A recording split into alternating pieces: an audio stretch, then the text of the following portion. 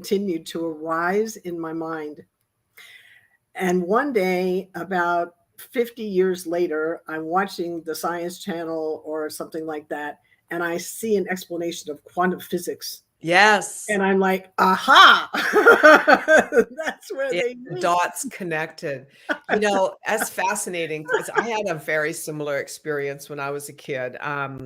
And for those of you that are just joining us, welcome to the Deborah Peters Show. My guest today is Elizabeth Kipp, and she's a scientist who brings in a whole other realm of being able to connect you to your inner being, your spirit, and to release those old patterns that are keeping you from living the life that you were born to live. So thank you for that. It's fascinating to me when I meet someone like you who has had similar experiences to what I've had when I was a child. And I guess what I like about it is not that it's necessary, but it's always kind of warms my heart to get that extra validation, if you will, that someone else is living life at the same level, knowing that everything can shift and everything does shift. And we were talking about this before we went live about it being in present time. So what does that mean? Well, this was the thing that was so cool about quantum physics, where I understood I can't do the math. I'm not that smart. I can't, it's too much for me. It'll just twist my brain up into all kinds of like spaghetti in it. So I don't do the math part, but I understood the ramifications, I think, as best as I could. And one of the most profound things was, in the present moment, we have access to the past and the future and the present all at once, which was fascinating to me. The other part that was really important, this thing about Newtonian physics, the Right. Newtonian world, which is this like linear kind of world, and then quantum physics came along, and honey, we're not just connected, we're entangled.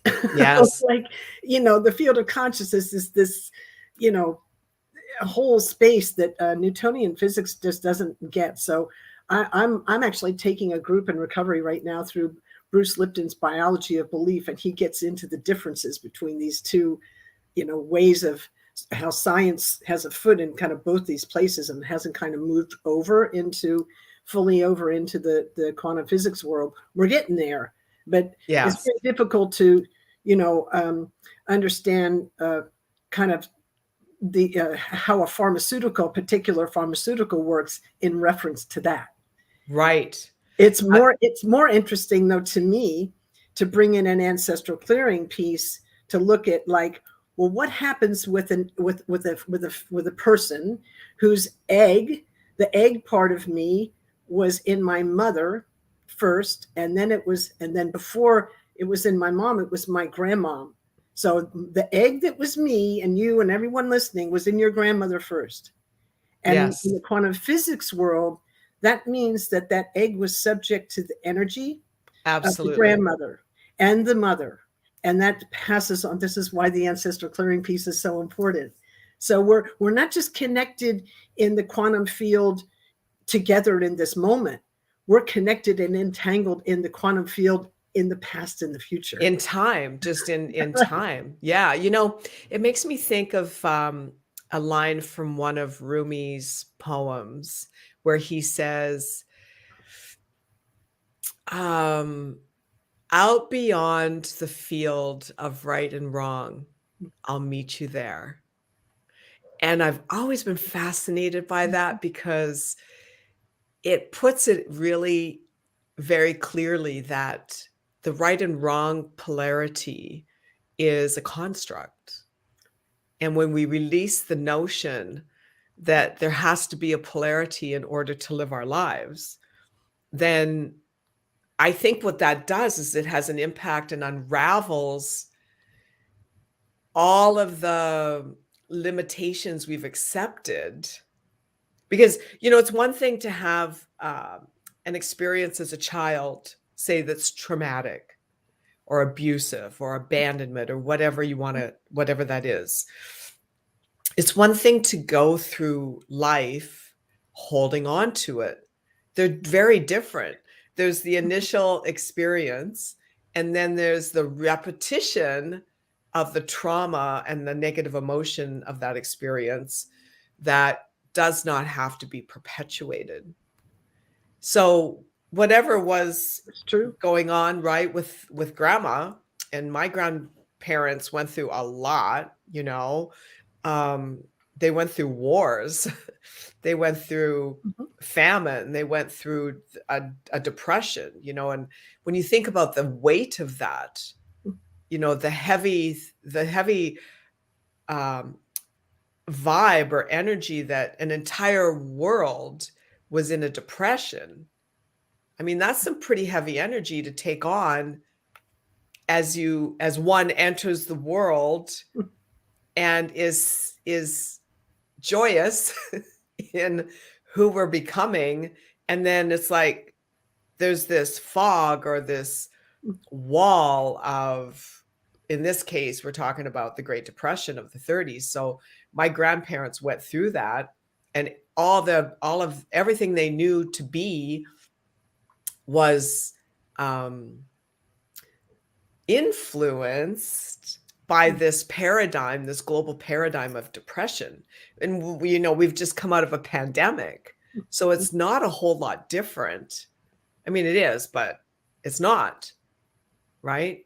So when you're talking about ancestral lineage, is that a Newtonian physics concept? Because I feel like Newton, he brought something to the table, which when we know what we don't want, we know what we do want. So he brought something to the table, Newtonian physics, which was I believe, the birthing place for actually quantum physics to reveal itself. Absolutely. Right? Mm-hmm. So when we have, and I've been dying to ask you this question.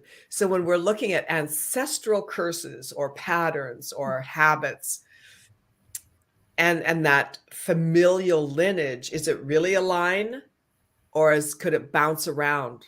Could it bounce around and skip generations? And this is a good question. And the answer is, it depends. I have a friend that tends to be her standard answer, and I like it in this context. I'm just you're actually my brain now is going to like where does that apply? Where doesn't it apply? Sure, right? I'm thinking the same thing. I just automatically go into that. So it depends. I and I'll say this. If you look in my lineage, you'll see a violent streak. And I was, by the grace of consciousness, God, creating whatever, yeah. I was able to break that. And I'm not the only one. I think a lot of us in this world at this time are what Broderick Carford calls transitional character. His name might be Carl Broderick. I may got that confused. But transitional character, somebody that breaks the pattern of the lineage. See, now I know why you and I are so connected. It's like I have too. I've outgrown my past. I've outlived my past. I am not that. It was hard. It took a lot of work and commitment and discipline and diligence, always, taking things to the next level. But let me say this. So in my family, for instance, we have multiple generations, like my sisters, 8, 9, 10 years older than me. That's a generation. And I see where to your point, the violence, right? I think that's the word you used. I did. Yeah. So the violence, I felt it, and I was angry, but I didn't maintain the violent paradigm. I shifted myself out of it. That was the hard work. It was like crawling out of quicksand, but I got out. Mm. But other people in my family didn't. And that's why I was asking you, if this can actually be something that skips generations and then shows up again. I'm thinking of my brother and my son and myself, and both of us kind of came into this world with, are you kidding me? Like, this is not happening. This is not, this is not cool. I don't want to be here. This is Nope, this is don't not like it. We're not normalizing this, right? And then my son, he came in as this like love thing. I mean, he started this website called The Daily Love. Who does that? That was years ago, but I just like, wow. So his at the age of 9, he was he said, Mom, Dad, we're going to have a company one day, and it's called Love All Inc.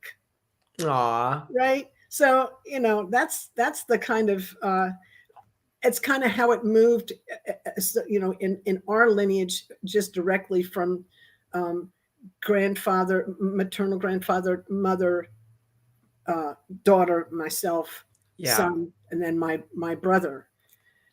On the other hand, we all were susceptible to addiction, all three of us. And my grandfather, my mother, myself, my brother, and my son, we're all in recovery.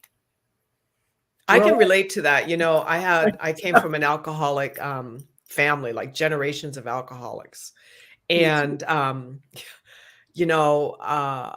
when I turned 30, I guess I was like 29, 28. I quit drinking. And I used to be able to put it down. I could, I was a single malt Scotch girl. Like I could put it back, and I just quit drinking, and I didn't pick up a drink for a decade. And to this day, it's like, I could care less. I didn't quit drinking because my family were alcoholics. I quit drinking because my body rejected it, and I chose to feel good over choosing to feel bad. Because I think everyone feels some sense of sickness after consuming too much alcohol, but then you have to make a decision not to do that to yourself again. And I just couldn't handle it. So looking back on that now, I can see where I replaced those addictive energies with other things in my life. For a while it was exercise. There's times I'd teach like 18 aerobic classes in a week. Like, nobody needs to do that, and then it was like beating up my body and dieting, so it expressed itself in different ways. And I feel like this is important to say, that anyone is in recovery is just to become so self-aware that you are noticing how it's expressing itself, and then really do the clearing work, to your point, so it doesn't have to express itself in a different way in your life. You can just create something else that's healthy. Mm-hmm. Sure. Yeah. So the food thing is a tricky thing. I mean, I'm an addiction recovery coach, and in my world, addiction is any behavior you continue to do that has negative consequences on your life, right? So it can be a substance use disorder, or a process disorder, a process issue, right? Thoughts it can be thoughts. Oh, negative thinking, absolutely. Yeah. Yes. Or poverty, being addicted to poverty, being addicted to struggle, thinking. Right? Yeah, that's all negative thinking. Yeah, that's yeah. So those big six would be, drugs, alcohol, food, relationships, including sex, money, technology. And then there's 5 aggravations: procrastination, negative thinking, resentment, self-doubt, and judgment. Yeah. All of those things, like, and a bunch of those aggravations are pretty much under negative thinking. There's kind of like Sure. special cases, right? And we have to look out for them. Because they're not true. No, they're illusions. Absolutely. They're illusions. They're not true. That's right. Yep. It's the That's, ego. if there's anything the listeners get from today, that stuff's not true. So basically what you're saying, Elizabeth, is fear is not true. Fear is not true. But it's at the basis of everything you just mentioned, right? It is. Yeah. Yeah. Yeah. Yeah. So I will say this though, from this angle, we're a spiritual being having a human experience. sure. And so when I'm in the forest and there's a tiger coming at me, that's kind of built into the system that Yeah. my fear center is going to go off, and I'm going to probably freeze or run or jump or rawr, or I'll do something like that, right? Get big. Yeah, right. I'll do something because that's just built into the system. That's really, but we call it the reptilian part of the brain because it's so old, right? So, And it's about survival. Yeah, and I'm not going to deny that fear exists. Yeah. On this plane, it's just like it's part of the thing. Is that I feel that fear rules. Now you're talking to somebody who I don't talk about this very often because I don't like to lead with this. But since we're on this topic, I think it's important. I've had 3 near-death experiences. So for me, after one of them, I was like, oh, death is not what I thought it was. It's like, yes. I'm just not afraid of it anymore. That was a huge, oh my God, fear of death took this up a lot of space in my life before I had that. And then I had 2 more, and I had the same experience in all 3. And I was like, here is a scientist. Oh, there's a pattern, there's a pattern. There must be some truth to it. Right. And so, plus I remembered how I felt, and it was very interesting. So, that's fascinating. So let's talk about death for a second, because I think that the number one way to bring a planet to its knees is through the fear of death. Well, look what just happened with COVID. Exactly. Boom, right. And then we have all these other permutations of fear of death that are running rampant on the planet, and I've been pretty busy. I bet you have, because it's like it's pretty busy. It's in everybody's face. Yeah, I mean, it's not like it was a regional thing. It was an entire planet. So unless you have another planet to live on, you have to deal with it. And so dealing with one's own mortality, I feel when one can face their own mortality and be okay, they have set themselves free. And this has been my biggest shift this last couple of years. It's because, speaking of addicting thoughts, I had, when I was a kid, I often thought about suicide. I was just so depressed all the time. And then to have it come full circle in my life where, the entire planet's on its knees, terrified to die, I had to deal with that old depressional thought process that was not even, generational. Not yours. No, it was generational. Past life. I felt it was like way back, because I've done a lot of timeline work on myself. And it was so like past life, like, get me out of here. I don't want to be in this century or this decade, which played out being born here and now. Because I had those same thoughts when I came into the world, and then repatterning that to thriving. And I remember I did this workshop called Shift, Change, and Heal Your Money Story. And in one of the lessons, I said, as part of the program, listen, if you have thoughts of dying or leaving the planet or not wanting to be here, I don't like it here, it's not good here, this is a horrible time, this planet's horrible, the world has gone to, the dogs, whatever. Expect that to hit your money, because you can't be Oh, dialing yourself off the planet, mhm. even if it's just in a thought, and expect your money to flow. You got to be here. You got to be present. You got to It's a great gotta, example of right? this entanglement I'm talking about. You can't separate mind, body, and spirit. So whatever you're doing on any of those planes affects the Everything. field, Yeah. but it affects that's a beautiful example. It's just perfect. Yep.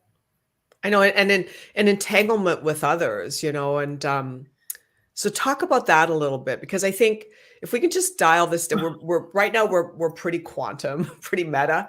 So Mhm. if we could dial this down into, okay, my husband or my wife or my boyfriend or my girlfriend is, I can't get over them and they're abusive kind of thing, like, or they're not growing and I want to grow, like whatever it is.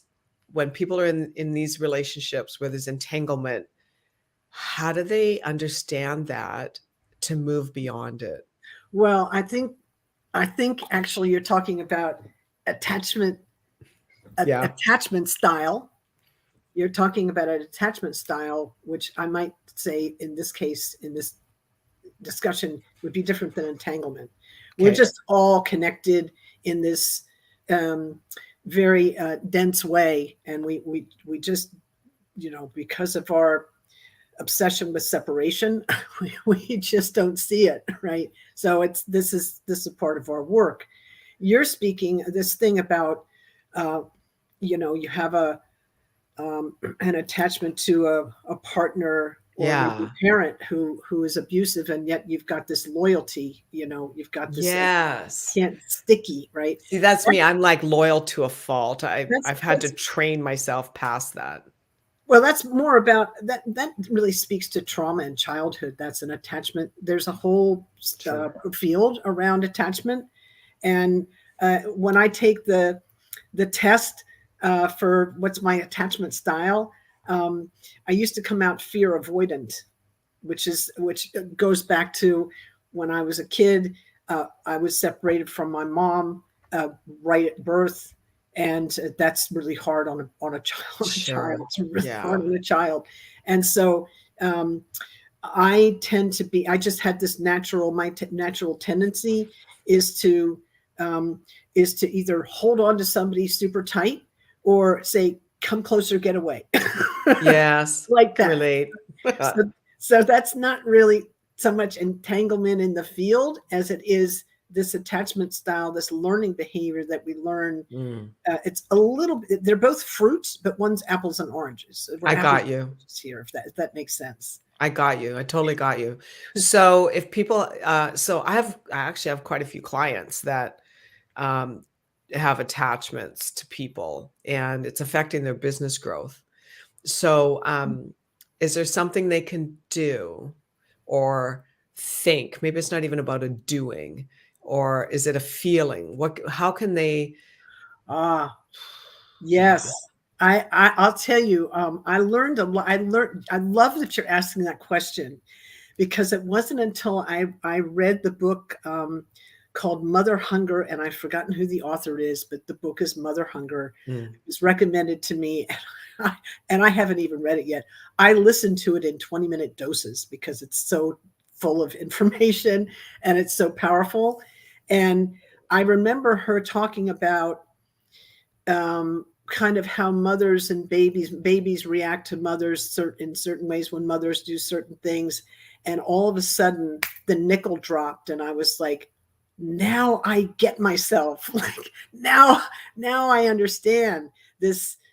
I was always trying to like, what do I have to do to get my mother's love? It was like ah, this thing, it was like girl. energy, it was a frequency. I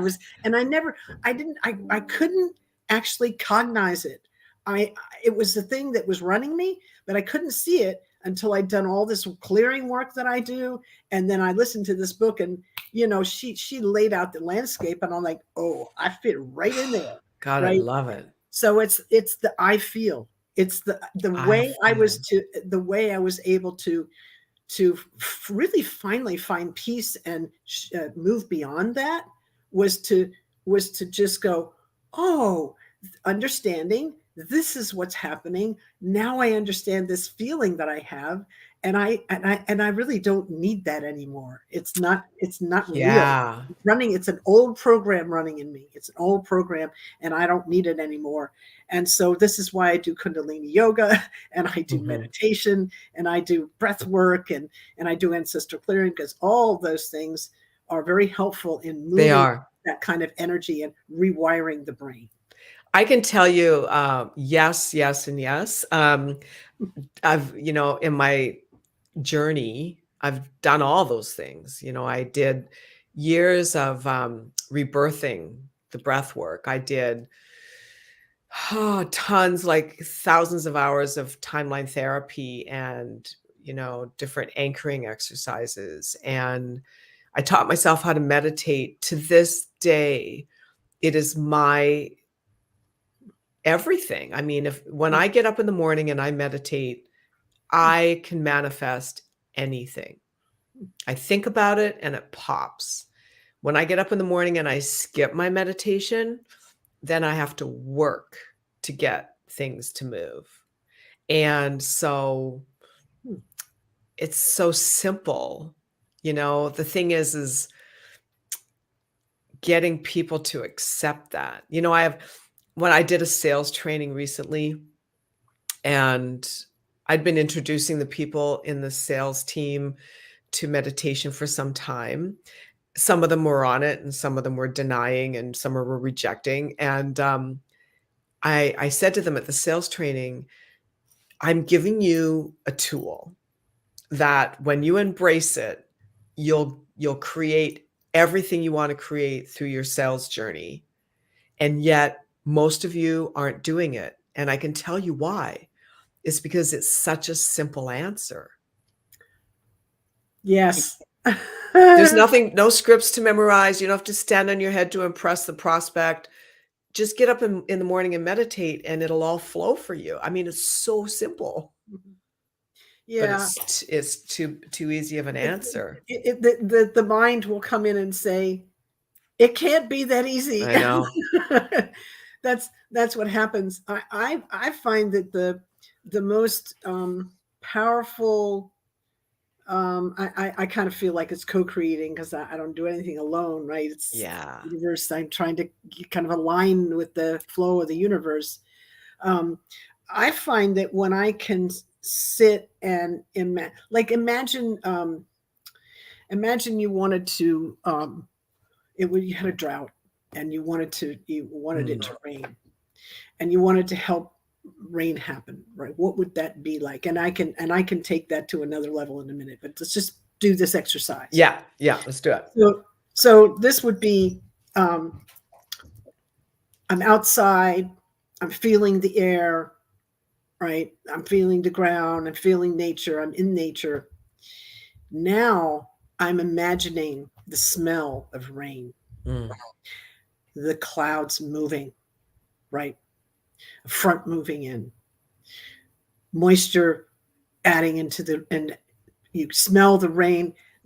What's the feel of the rain on your skin as it drops, right? The sound, right? As it hits, as the wash of the water, right? Yes. How it hits the ground, the smell that wafts up from the ground, right? That's a manifestation thing right there. Yes. This is science. I mean, I'm coming from it. I'm not saying that like I learned this in the science world. This is working with things that outside of the science thing, which is, in science we can only discuss, comment on that which we can observe, measure, and describe. Yeah. But we live in the all it is. Science lives in part of it, the part that it can observe, measure, and describe. Right. So, hence the marriage between the spiritual world, rather, I don't want to call it religion, but the spiritual world and science. That's because which quantum field is where the quantum field, yeah. and that's where we started this conversation today, was on the unpacking the mysteries. Yeah. Yeah. So let me give you an example of how we can use that in healing. Yeah.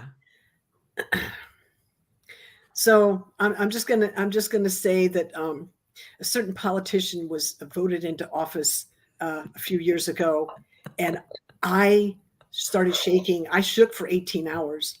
I didn't really understand why I was shaking, but I shook for 18 hours until I happened to be on my way to New York that day to see John Newton, who was coming to an event to do ancestral clearing. He's my ancestral clearing teacher, John Newton of Health Beyond Belief.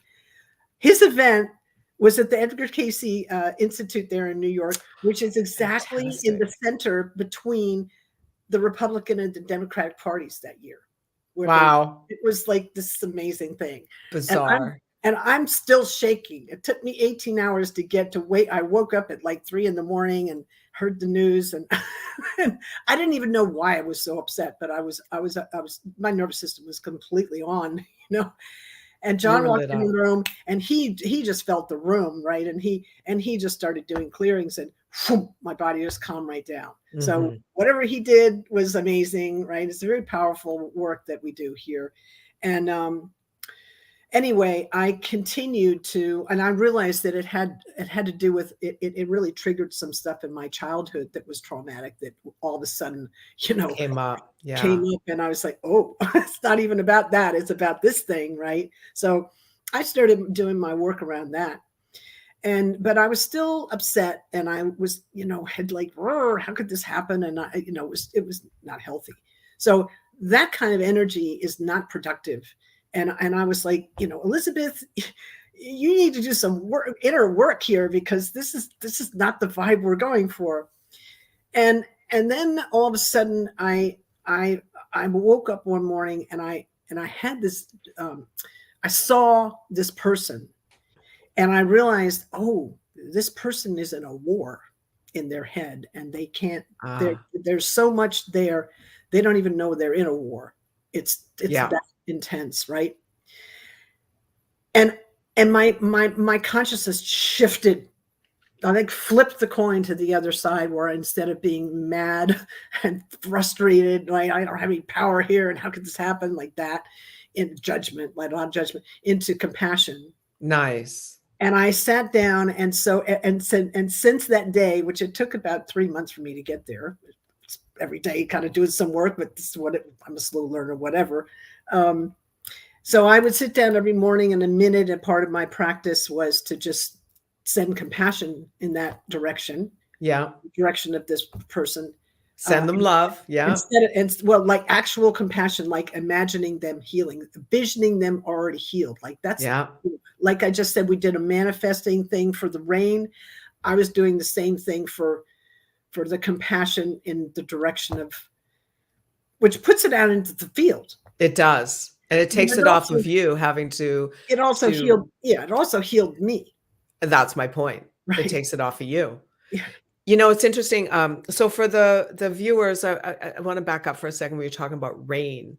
And then I want to tell you an experience I had with rain, which is just like so exciting. And I was thinking about it this morning when I was out running the stairs before I started my day. What you're talking about there, what you're utilizing is your sensory acuity. When you're breaking down smell, taste, touch, intuition, like your kinesthetic, intuitive side, your kinesthetic tactile side, your visual, your auditory, that's our sensory acuity. And you just gave away a major tool that if people are paying attention, they can use to manifest anything in their lives. And just getting clear and dialed in and tuned into the feeling of it, especially the feeling of it, the sound of it, the sight of it, all of the sensory acuity. When you step into that, you become one with the thing you're seeking to manifest. Well, can I just take it one step further? Please. It would just go just a little bit further Yeah. because it's already in the field. Yes. That Thank you. It is. field of consciousness, all possibility sits right there. And all we're doing is aligning with what's already there. Yeah. Right. It's like so this is a little exercise I do when I fall asleep at night is I connect to God. Um, that I tap into that energy and I allow myself to feel blissfully, unconditionally loved. And then I imagine, um, how do I explain it? Like an energy uh, coming out of the top of my head and reaching into the mind of God and saying, thank you. Mm. I appreciate being here. Whatever is crossing my mind in the moment, it changes, depending on the moment. But I make a point of doing that instead of going over my day about this went wrong, that went wrong, man, this person was a pain in the butt, blah, blah, blah. I don't do any of that anymore. And again, I had to train myself to face the other direction. And what I am finding is that when I do this exercise before I go to sleep at night, I'm actually just really tapped into that field where everything exists and all is possible. And then it's just a matter of when I wake up in the morning, staying there with a meditation. And that enables me to effectively, I won't say more easily because life is going on, but effectively keep my thoughts dialed into what I'd like to show up in my life rather than the crisis of the world, if you will. Mhm. Sure. So Yeah, that's a powerful that gratitude frequency. Wow. yeah, It's empowering as opposed to actually I was on medication for a long time and I went into treatment and got clean and I and it was kind of a journey. I'm Um, sure. and I used to wake up in my early recovery from that, and it felt like the vultures were right on my just Mm, ready to like descend the negativity, and the first thing I did when I woke up, and I do that when I go to bed, I have the same practice, but when I would get up in the morning, when I would wake up, three things I'm grateful for turned into and then it turned into five. And then one thing I love about myself, that's how I started my day with this heavy, thing. And that switched me out of that uh, frequency of victimhood and yeah. addiction into the frequency of gratitude and empowerment. And then I would get on my mat and I would do some breath work to clear the pipes and, like wake up actually. Get some oxygen flowing, right? Yeah, and I'd be fine, in 3 minutes. And that was surprising to me too. I was like, wait a minute, how can this happen in 3 minutes? Like, how does that work? Yes. and and I was like, well, what am I doing? Well, I'm taking a long deep breath and I'm chanting on the exhale, and I'm taking a long deep breath and I'm chanting on the exhale. So big inhales and big exhales. And what is that doing? Well, I've been shallow breathing all night. Yeah, and you know what's fascinating about this is the people that are listening and watching this that are saying to themselves, I would never do that. That would be embarrassing. I wouldn't want to be caught dead doing that but think about what you're saying to yourself because you'd rather struggle.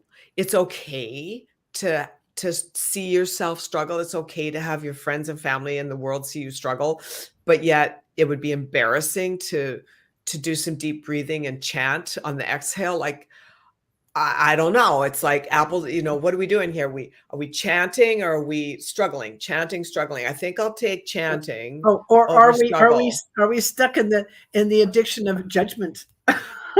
Yes, because that's where that's coming from. Yes, exactly.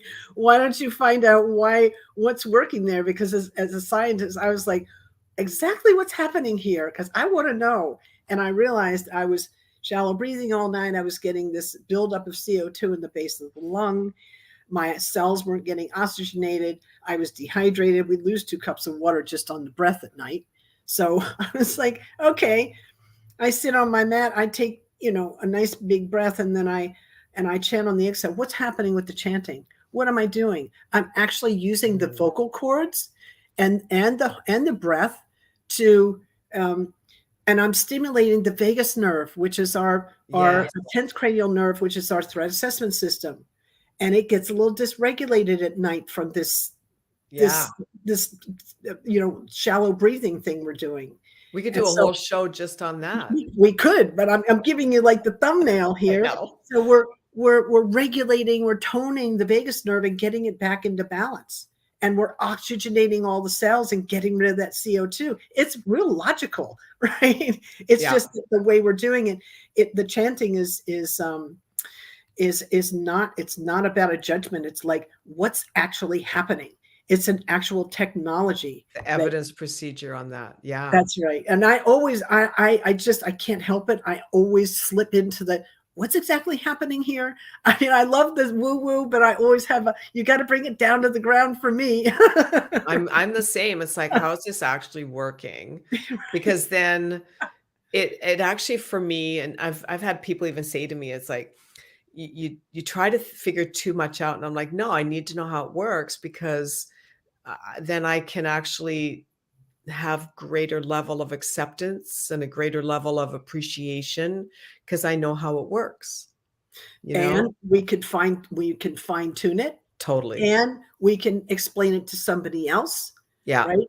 And there's also a place of meditation where we do all that work to kind of get ourselves woken up and move energy that needs to move, and then we sit still and we're in the no thing. Yes. We're in the no thinking. We're in the blank space, which is another place that's you sit there Wow, and that then feels good actually. When you said it, I've went there.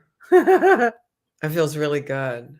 well, I wanted to share with you, we were talking about rain, and you were giving the submodalities of how to create rain.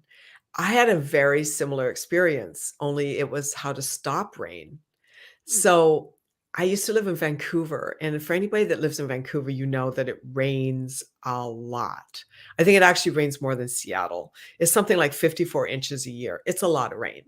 I mean, it's so much rain that when you drive outside of the city to where they grow the crops and the vegetables and whatnot, the water never really soaks into the ground. It's always puddles, lakes, streams everywhere. So I was doing because I used to own a gym. So while I was getting into the speaking industry, I was doing private fitness training. And I struck up this deal with a hotel downtown and I was using their gym. And I would ride my bike there because it was like 10 minutes from my house. I just couldn't see any point in sitting in traffic to drive my car. So I would ride my bike there. And one day I was leaving and my bike had been, locked up outside. And so everything was soaked. It was pouring. I mean, colossal, like just torrential rain. And I didn't have a jacket. It wouldn't have mattered because I'd have been soaked anyway. And I'm looking out the window and I'm seeing this going on, and I realize I have to ride my bike home. So I did that exercise and I went into the submodalities, which is the sensory acuity, the breakdown of the sensory acuity. And I put myself in a day that wasn't necessarily sunny. It was still overcast, but it had that sweet smell of rain in the air, but there was nothing. Every once in a while, there'd be a little bit of rain would fall off the leaves of a tree.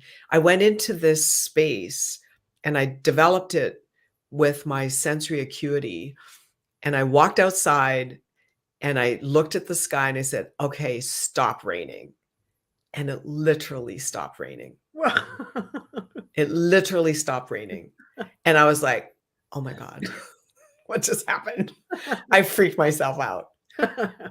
But we are that powerful. And I think what's missing in life is these kinds of conversations about how powerful we really are when we choose to be. And it's that power isn't power over something. The power is our divinity to tap into the quantum field when we choose to. And all you have to do is make that choice. When you make those kinds of choices and have those sorts of conversations with yourself, and you say, I say it out loud, and this is really good for people that live alone. You probably don't even hear the sound of your own voice. And I was thinking about that when you were talking about the chanting. And so to say out loud, I would like the experience of tapping into the quantum field right now and holding that space so that I can get a sense of how powerful I am. When you start to talk to yourself like that and you say those things out loud, you're inviting in that guidance, that love, that joy, that acceptance, and all the realms of possibilities that are available to you. And I mean, you listener. They're I know already you know here. this, Elizabeth, because you teach Yeah, it and you live it. they're here. I just, I'll put it this way because I'd like to just make it super concrete. Yeah. Doctors can set a bone and stitch up a wound, but they can't tell the body how to heal. That's right. Then they can give us orders to, and other healthcare practitioners and whatever can give us direction, and we can, what are the optimal conditions that we're aware of to, provide support for the body, but that intelligence, that healing intelligence is right in here in every cell. Yeah, it is. That's a profound statement. It's not the doctor who's doing the healing. And I was kind of, the culture I grew up with is like, something's wrong, go to the doctor. Yeah. It's not, They were gods. And there was a war with pain, right? And that's like, pain is bad. Well, pain is part of healing. And there's this, extraordinarily powerful intelligence inside every cell that's got this power to heal. And so there's that piece. And the other piece is consciousness is everywhere, every when. There is no separation except unless we say it so. That's right. Right. So we're already in it. We're already here. It's just a matter of, are we going to access it, or are we going to say, no, that's not there, I don't even believe it? What are we going to do with that? It's a choice. Well, I mean, in the beginning of this show, you said the words, be present. Yeah. So you're going to be present in it. That's all it takes. It's that simple.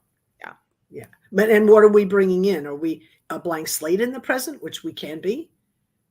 Are we going to, what are we doing with our thoughts in that space? Right. Yeah. I'll give you an example. I just I'm clearing out a house, and I just took a bunch of paintings into an auctioneer, and they're old paintings from the family. And I want to tell you something. I left there and I felt this weight. I felt this, and I was like, ooh, I'm really attached to this stuff. And I'm, I could feel the regret, and I'm like, wow, that's interesting. You've got, and so I wasn't judging myself. I was just noticing, right? But I also noticed the weight.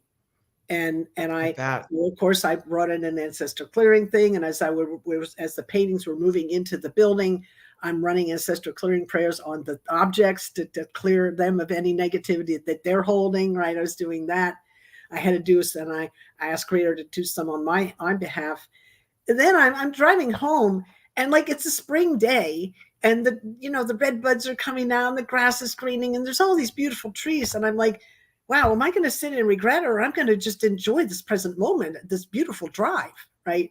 And all that, all that stickiness from the past just went Yeah, I'm sure. It I'm just was right. gone from your energy. That's Yeah. so cool. And, we're running over time, so we should wrap it up. But, please come back. Yeah. Please come Thank you. back. Yeah.